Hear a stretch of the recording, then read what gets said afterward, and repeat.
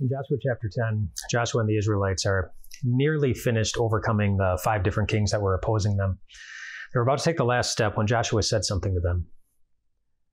He said,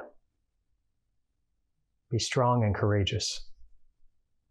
Do not be afraid or terrified."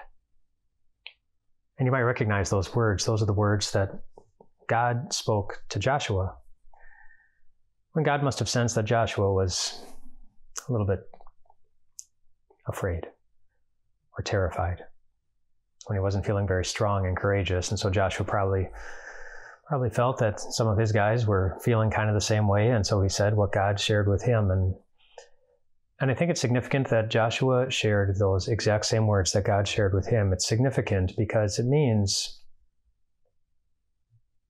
that at least at that point, Joshua had seen that God knew what he was doing. That God's word to him had not failed. God obviously believed, that's what he said to Joshua, that Joshua didn't need to be afraid or terrified, that he could be strong and courageous. And so Joshua went in, he stepped by faith, and he saw that his faith in his God was worth it. God came through for him. And so as Joshua saw that God had come through for him in just the ways that he had promised, he was able to share that with the guys to remind them that words from God, they do not fail. God's word does not fail. You know, there's something significant about God's word, despite all the many countless individuals and groups over the course of time that have tried to discredit God's word, the Bible. Do you know that no one has ever successfully done that? There's no historic event in the Bible that has ever been proven to be false. There's no promise in the Bible that has ever been proven to not come true. There are some promises that we're still waiting to be fulfilled, but nobody can ever look at one of those promises and say, see, God promised this, and it didn't happen. And there are things about the Bible that people say, I don't believe that could happen. I don't believe that the sun could stand still. I don't believe that God could part the waters of the Red Sea. I don't believe that those things could have happened, but they can't prove that they didn't.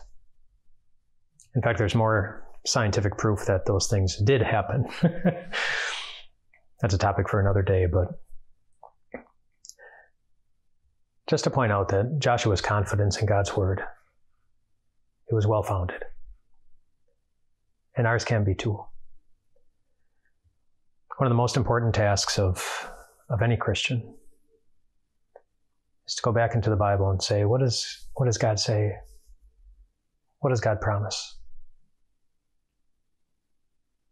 Came across another good promise. 2 of them, actually. My recent devotional readings from Psalm 50, verse 15. Call upon me in the day of trouble. I will deliver you, and you will honor me. And I noted to myself that, you know what, there are 2 promises there. So there's we call upon God in our troubles, the invitation, command to unload all of our troubles on him. And then promise number 1, I will deliver you, God says. Sometimes immediately. Sometimes he makes you wait a bit. But he will deliver us. And then promise number 2, you will honor me. Not like a reluctant confession of faith, but a very glad one, where God will deliver us in such a way that the only result must be that we honor God as the one who delivered me. And those are 2 promises.